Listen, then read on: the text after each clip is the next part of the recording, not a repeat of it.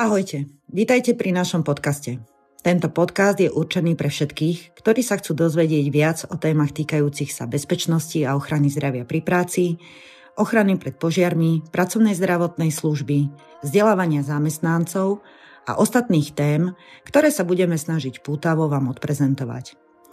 V dnešnej epizóde si vypočujeme odpovede na otázky v súvislosti s teplotami na pracovisku. Naším prvým hosťom bude magister Slavo Pavle, šéfredaktor odborného časopisu Bezpečná práca, ktorý už niekoľko desiatok rokov vychádza v rámci Slovenskej republiky a poskytne nám odborný pohľad na túto tému.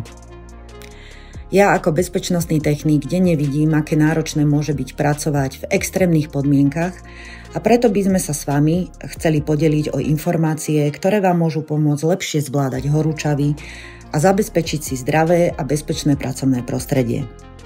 Či už pracujete vonku na stavenisku, v továrni alebo v kancelárii bez klimatizácie, táto epizóda vám poskytne užitočné rady a informácie, ktoré vám môžu pomôcť prežiť letné horúčavy, zdraví a bezpečí.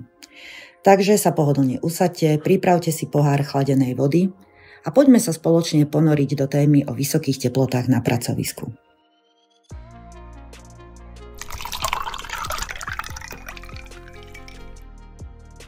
Takže Slavo, aká je teda optimálna teplota na pracovisku? Ďakujem za milé privítanie, no a odpoveď bude znieť asi takto. Treba rozlíšiť, o aké ročné obdobie ide, to jest teplé obdobie roka alebo chladné obdobie roka. V závislosti od obdobia a druhu práce je určená optimálna a prípustná operatívna teplota, samozrejme pre teplé obdobie roka a chladné obdobie roka. Napríklad administratívny pracovník v zmysle prílohy číslo 1 je zaradený do triedy práce 1A.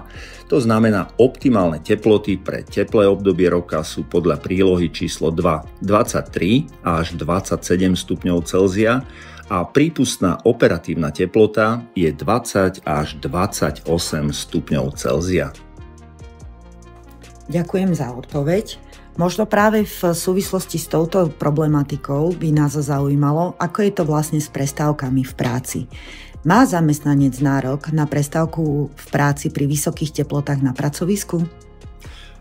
Áno, má v zmysle zákonníka práce a následne v zmysle prílohy číslo 3 vyhlášky Ministerstva zdravotníctva Slovenskej republiky číslo 99 z roku 2016. V prílohe je zadefinovaný krátkodobo a dlhodobo únosný čas práce, rozdelený podľa pohlavia, odevu a klimatických podmienok. Napríklad administratívny zamestnanec v kancelárii bez klimatizácie podľa prílohy číslo 3 pre aklimatizovaného muža podľa tabuľky číslo 1 v prílohe pri teplote na pracovisku 36 stupňov Celzia a viac musí mať krátený čas. To isté platí pre aklimatizované ženy podľa tabuľky číslo 4 v prílohe číslo 3 vyhlášky číslo 99/2016 zbierky zákonov. Takže teplotu a prestávky v práci sme si vysvetlili. Mnohí z nás ale cez leto preferujú pitie sladených nápojov. Dá sa za pitný režim pokladať aj sladený nápoj?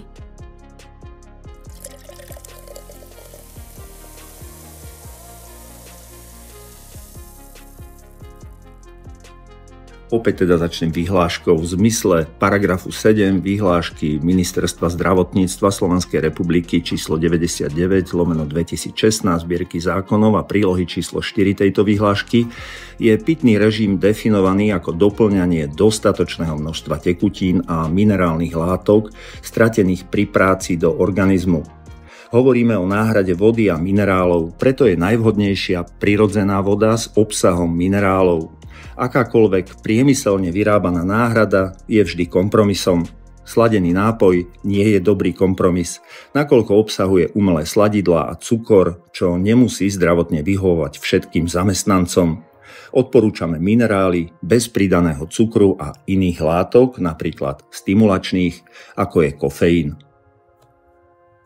Ďakujem za odpoveď. Odložme teda sladené nápoje v týchto horúcich letných mesiacoch a skôr sa sústreďme na pitie vody. Ak vás táto téma zaujala a poprípade máte záujem vypočuť si aj ďalšie odborné témy, sledujte náš podcast.